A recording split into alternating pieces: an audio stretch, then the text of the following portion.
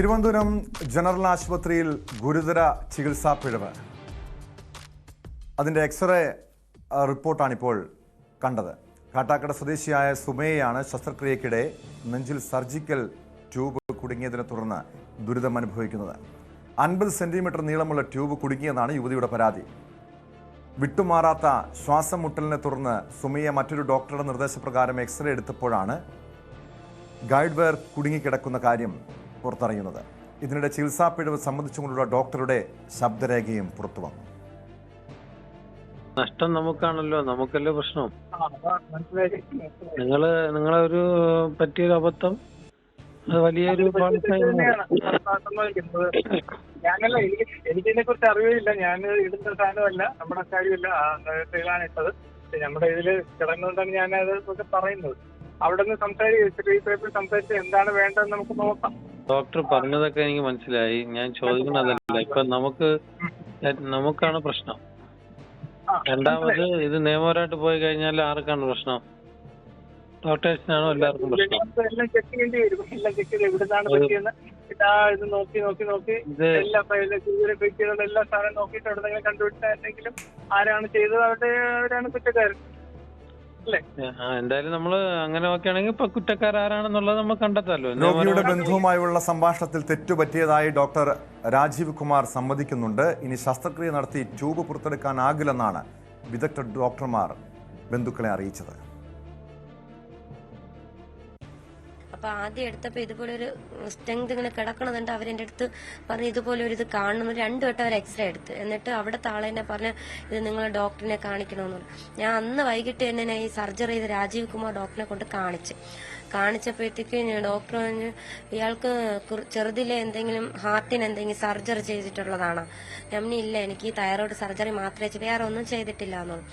അങ്ങനെ ഇരിക്കും ഈ ഡോക്ടർ അവിടെ വെച്ച് തന്നെ വേറെ ഡോക്ടറിനെ ഫോൺ വിളിച്ച് ഇങ്ങനെ കാര്യങ്ങളൊക്കെ ചോദിച്ചിട്ട് പറഞ്ഞ് സമാധാനപ്പെടണം, പേടിക്കുകയൊന്നും വേണ്ട, ഇത് ഞങ്ങൾ ഇത് എടുത്തു തരാം. ഇതൊരു സെൻട്രൽ വെയിൻ ഇട്ടപ്പോഴത്തേക്ക് ഇതങ്ങനെ ബ്ലഡ് സർക്കുലേഷൻ നടന്നുകൊണ്ട സമയത്ത് ഇത് കയറി പോയതാണ്, അത് വിട്ടുപോയതാണ്, റിമൂവ് ചെയ്യാൻ വേണ്ടി ഈ പുള്ളിക്ക് വിട്ടുപോയതാണ്. ഇത് പേടിക്കണ്ട, നമുക്കിത് കീഹോൾ സർജറി വഴി തുറന്ന് ഇങ്ങനെ എടുക്കാൻ പറ്റും എന്നും. എന്തായാലും ഒരു വീഴ്ച സംഭവിച്ചു എന്ന് തന്നെ ഡോക്ടർ പറയണത്. എന്നിട്ട് അവസാനം വെച്ചിട്ട് ഡോക്ടറുടെ നിയന്ത്രണത്തിലാണോ സംഘം നടന്നത്?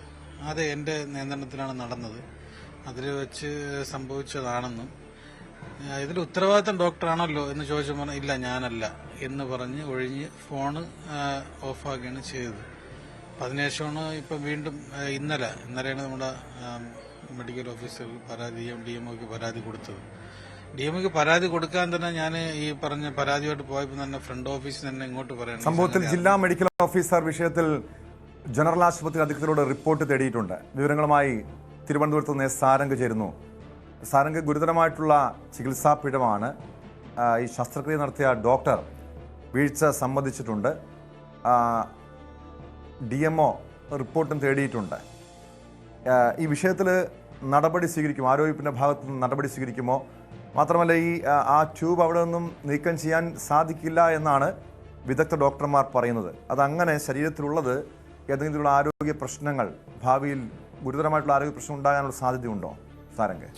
തീർച്ചയായും ടോം, ഇത്തരത്തിലൊരു ട്യൂബ് ശരീരത്തിനകത്ത് തുടരുന്നത് കൂടുതൽ ആരോഗ്യ പ്രശ്നങ്ങളിലേക്ക് നയിക്കുമെന്നാണ് നമുക്ക് മനസ്സിലാക്കാൻ കഴിയുന്നത്. കാരണം ഇതൊരു താൽക്കാലികമായി മരുന്ന് നൽകാൻ വേണ്ടി മാത്രം അകത്ത് വെച്ചിരുന്ന ഒരു ട്യൂബാണ്. അതായത് ഈ ഒരു തൈറോയ്ഡ് നീക്കം ചെയ്യുന്ന ശസ്ത്രക്രിയയ്ക്ക് ശേഷം കുറച്ച് ആരോഗ്യ പ്രശ്നങ്ങൾ ഉണ്ടായതിനെ തുടർന്ന് ഈ യുവതിയെ ICUവിൽ പ്രവേശിപ്പിച്ചിരുന്നു. ആ സമയത്ത് കൂടുതൽ എളുപ്പത്തിൽ മരുന്ന് ശരീരത്തിലേക്ക് എത്തിക്കാൻ വേണ്ടിയിട്ടായിരുന്നു സെൻട്രൽ ലൈന് ഈ യുവതിയുടെ ശരീരത്തിൽ ഘടിപ്പിച്ചത്. അതിനുശേഷം ഇത് നീക്കം ചെയ്യാതെ, അതായത് 2023 ഈ ഒരു സർജറി കഴിഞ്ഞത്. അതിനുശേഷം ഇത്രയും വർഷം കഴിഞ്ഞു.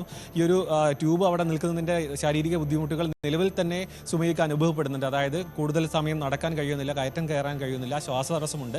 അത്തരത്തിലുള്ള ഗുരുതരമായ പ്രശ്നങ്ങൾ ഇപ്പോൾ തന്നെ അവർ നേരിടുന്നുണ്ട്. അത് കൂടുതൽ കാലം ഈ ഒരു ട്യൂബ് അകത്ത് കിടക്കുന്നതിന് ഗുരുതരമായ ശാരീരിക പ്രശ്നങ്ങൾ, അതായത് ആരോഗ്യ പ്രശ്നങ്ങൾ ഉണ്ടാകുമെന്ന് തന്നെയാണ് നമ്മൾ മനസ്സിലാക്കുന്നത്. ഈ ഒരു പ്രശ്നത്തിൽ DMO നിലവിൽ റിപ്പോർട്ട് തേടിയിട്ടുണ്ട്. പക്ഷേ ഒരു ഉദാസീനത ഈ ഒരു ആരോഗ്യ വകുപ്പിൻ്റെ ഭാഗത്തു നിന്നും ഉണ്ടായിട്ടുണ്ട് എന്നുള്ളത് തീർച്ചയാണ്. കാരണം ഈ ഒരു ട്യൂബ് അകത്ത് കിടക്കുന്ന കാര്യം കാര്യം അവർ ആദ്യം തന്നെ അറിഞ്ഞിരുന്നു. അതിനുശേഷം ഈ ഒരു DMOയ്ക്ക് പരാതിയുമായി ആരോഗ്യവകുപ്പിനും പിന്നെ ഒപ്പം തന്നെ ആരോഗ്യമന്ത്രിക്കും മുഖ്യമന്ത്രിക്കും അടക്കം ഈ ഒരു പരാതി നൽകിയെങ്കിലും കൃത്യമായൊരു ഇടപെടൽ, ഇതിൽ എന്തൊക്കെ കാര്യങ്ങൾ കൂടുതൽ ചെയ്യാൻ കഴിയും, ഇതിലൊരു കുടുംബത്തിൻ്റെ ഭാഗം കേൾക്കാനോ ഒന്നും തയ്യാറായിട്ടില്ല എന്ന് കുടുംബം നമ്മോട് പങ്കുവച്ചിരുന്നു. അതായത് ഈ ഒരു സംഭവത്തിൽ കുടുംബത്തിൻ്റെ ഭാഗം എന്താണ് സംഭവിച്ചത് എന്നൊന്നും അവരുടെ വിശദമായ വിവരങ്ങൾ തേടാനൊന്നും ആരോഗ്യവകുപ്പ് തയ്യാറായിട്ടില്ല. മാത്രമല്ല ഇതിലൊരു മാധ്യമങ്ങളിൽ വാർത്തയായതിനു ശേഷം മാത്രമാണ് DMO ഈ ഒരു റിപ്പോർട്ട് തേടിയിരിക്കുന്നത്.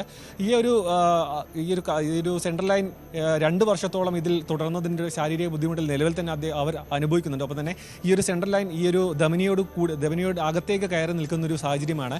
അത് നീക്കം ചെയ്യണമെന്നുണ്ടെങ്കിൽ ഇതിൽ ഇപ്പോൾ അനുഭവിക്കുന്നതിനെക്കാട്ടും കൂടുതൽ പ്രശ്നങ്ങൾ ഉണ്ടാകാൻ സാധ്യതയുണ്ടാണെന്നാണ് പറയുന്നത്. അതായത് ഹൃദയത്തിനടക്കം കേടുപാടുകൾ സംഭവിക്കാം, കൂടുതൽ ബ്ലീഡിംഗ് അടക്കമുള്ള പ്രശ്നങ്ങൾ ഉണ്ടാകാൻ സാധ്യതയുണ്ടെന്നാണ് വിദഗ്ധർ സംഘം അറിയിക്കുന്നത്.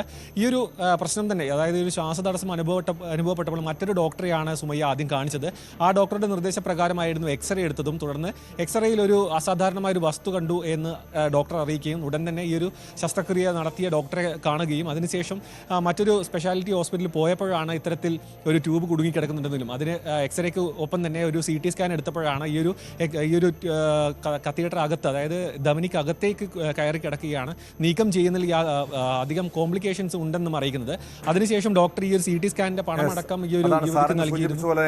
ഇത് നിസാര വീഴ്ചയല്ല, ഒറ്റപ്പെട്ട സംഭവമല്ല, ഇത് സിസ്റ്റത്തിന്റെ പിഴവാണോ?